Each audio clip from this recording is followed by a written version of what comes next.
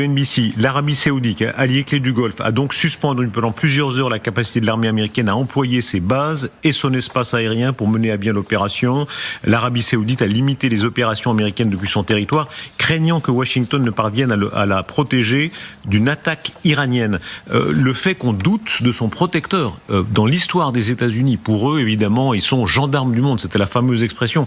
Le fait que des pays comme les Saoudiens doutent de cette protection, c'est quelque chose d'extrêmement grave pour l'Occident. Ah, mais c'est du reste ce que tout le monde regarde. Et par parenthèse, imaginez un peu comment ceci est perçu, par exemple, comme un pays comme la Corée du Sud.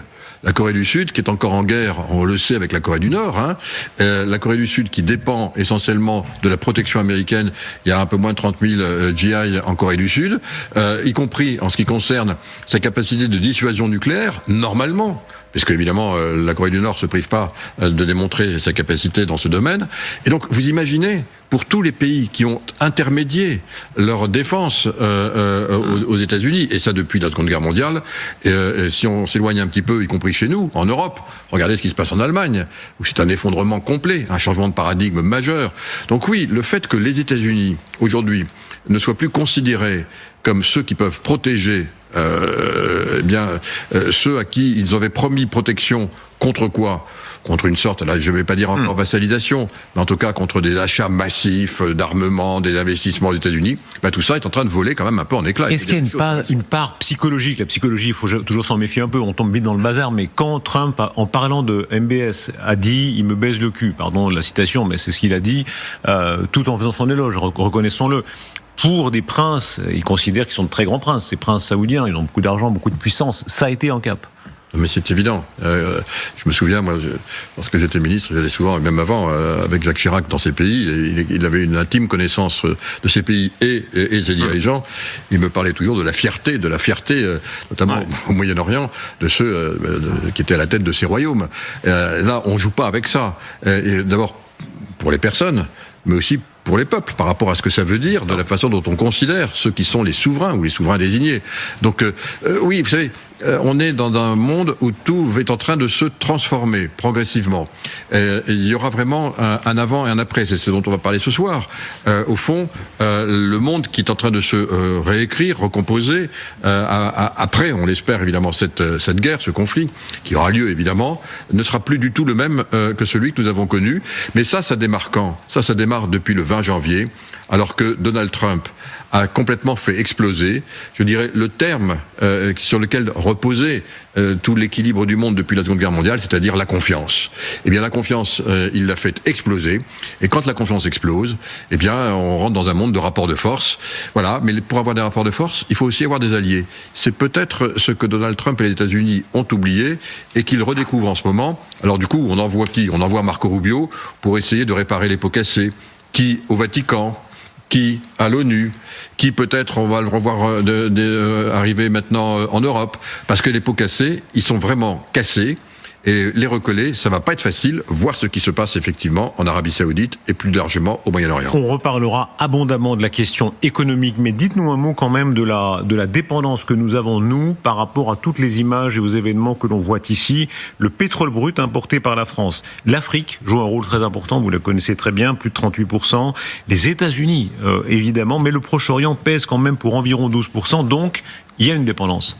Bien sûr qu'il y a une dépendance. Il y a une dépendance pour nous. Vous venez de citer les chiffres. Alors on n'est plus du tout évidemment dans les chiffres de la crise de 74, où là vraiment on avait une dépendance qui était majoritaire. Là c'est pas le cas, mais il y a une dépendance évidemment en termes de volume. Et puis il y a une dépendance aussi en termes de conséquences économiques, parce qu'on le voit, dès que Donald Trump dit un mot ou fait un geste, au fond le baril il passe au-dessus de $100 ou en dessous. Bon, et ça, c'est extraordinairement réactif. Donc on n'est pas encore, je crois qu'il faut le dire, on n'est pas encore dans une crise évidemment de volume, d'approvisionnement. Sauf pour un certain nombre de produits qui sont des produits dérivés qui se font majoritairement dans cette région. Alors on peut penser en particulier au gasoil, on peut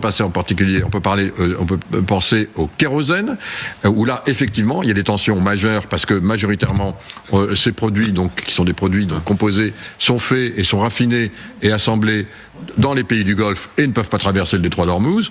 Et puis on a évidemment tous les autres composants dont on parle maintenant, le plastique, les engrais azoté, l'aluminium, l'hélium pour les semi-conducteurs. Tout ça aujourd'hui est bloqué et ralentit massivement les chaînes d'approvisionnement, les chaînes de valeur, y compris par parenthèse en Chine, qui commence à avoir des problèmes. Comment est-ce que vous expliquez la limite matériel du dispositif qu'on voit ici? Il y a environ 600 avions de guerre américains et israéliens.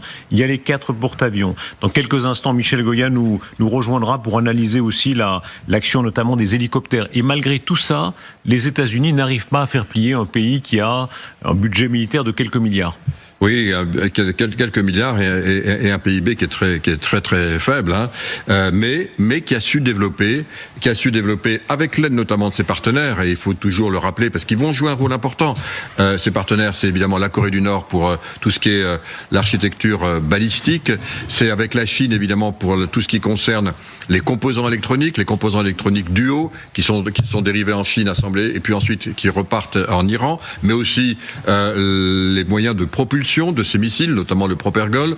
Donc tous ces éléments sont assemblés, constitués, créés, puis acheminés en Iran. Et donc au fond, on a aujourd'hui l'Iran qui a su, dans cet environnement, et dans cette guerre asymétrique, parce qu'au fond c'est ça dont il s'agit, donc développer une capacité tout à fait impressionnante. Alors on sait avec les drones, bien entendu, les drones de 30 000 euros contre des missiles d'interception qui valent plutôt 2 millions de dollars ou 3 millions de dollars, si ce n'est plus de 10 pour les très performants. Et donc au fond, on a aujourd'hui, on se rend compte, alors évidemment on n'a pas les chiffres, le Pentagone essaye de tranquilliser, mais on se rend compte que dans cette guerre asymétrique, on est aussi dans une guerre des stocks. On l'a dit souvent à cette antenne, les Iraniens ont maintenu, malgré les bombardements, une capacité à renouveler leur stock. Alors certes, évidemment, de drones, mais aussi de missiles balistiques.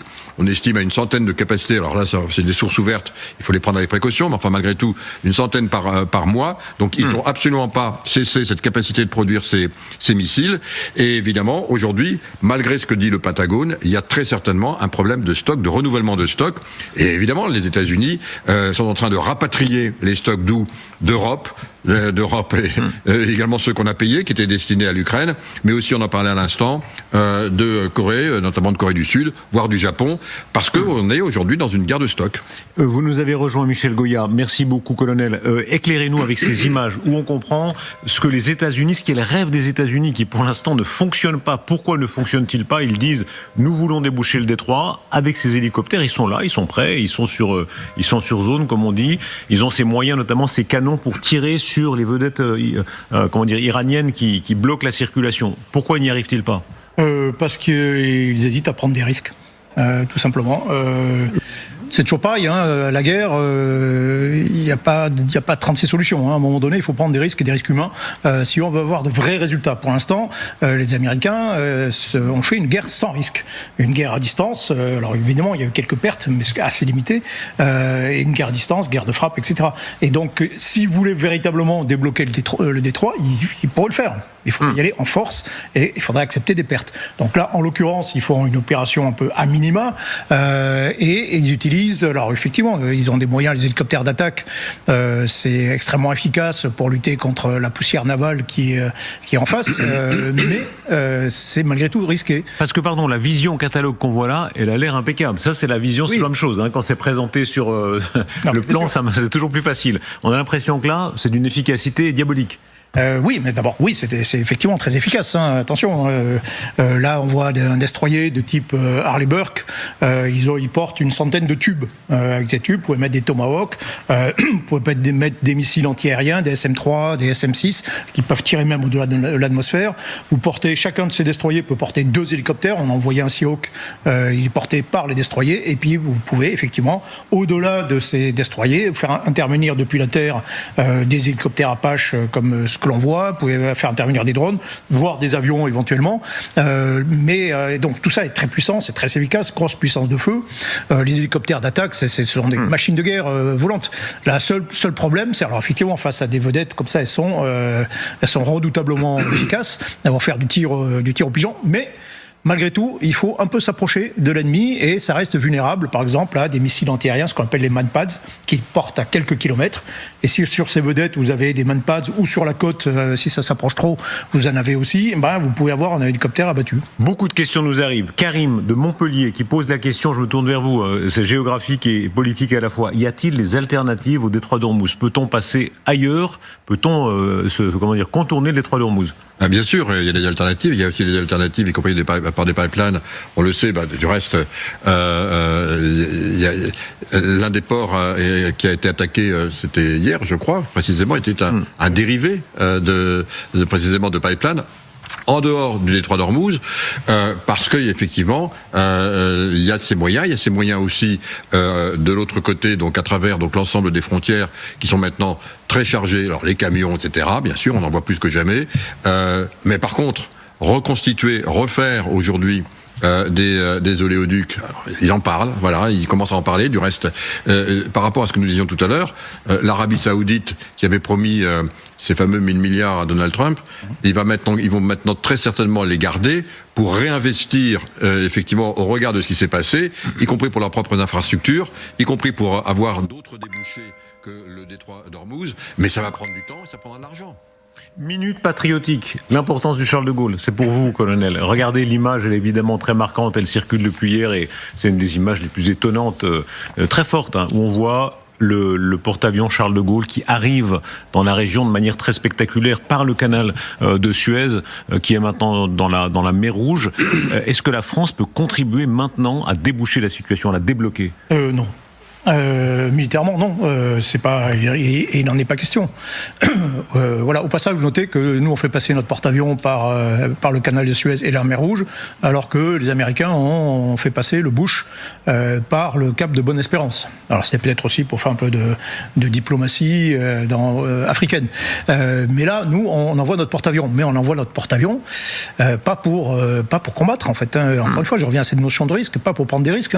On va s'installer dans la zone, on fait acte de présence, on va peut-être essayer de prendre le leadership d'une opération qui sera une opération de sécurisation, comme il y en a une il y a quelques années, l'opération Agénor, c'était dans le détroit d'Ormuz, où il fallait sécuriser aussi un certain nombre de bâtiments, mais c'était hors contexte de guerre.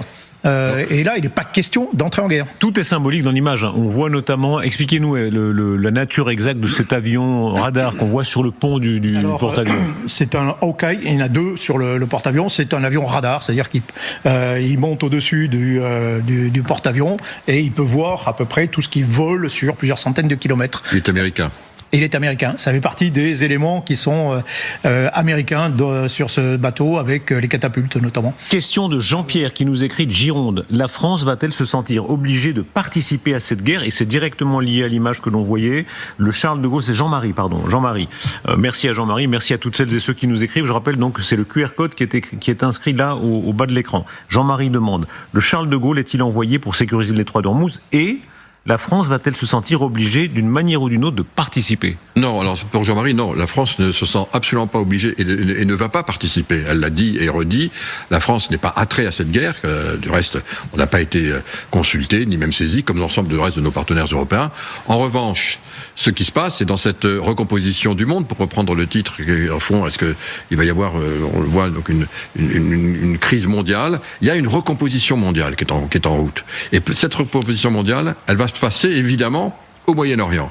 Et là, il faut y être. Il faut y être, y compris avec ce qu'on représente, y compris avec ses attributs de puissance. Ouais. Donc on est dans une démarche, évidemment, où à la fois, le Charles de Gaulle, il a une mission de protection, notamment pour ce qui est important pour nous, c'est-à-dire nos concitoyens, nos compatriotes, qui sont évidemment les pays avec lesquels nous avons des alliances, mais c'est surtout, désormais, pour répondre là encore une fois à la question, c'est surtout parce que nous sommes aujourd'hui, nous représentons quelque part, à travers le Charles de Gaulle, l'Europe et la puissance européenne qui, à un moment, va devoir être, parce que c'est absolument indispensable, me semble-t-il, d'avoir effectivement un rôle pour l'Europe, et aussi des nouveaux acteurs pour ne pas laisser les États-Unis et l'Iran face à face. L'Europe doit avoir un rôle à jouer, et pour ça, évidemment, il faut y être avec ses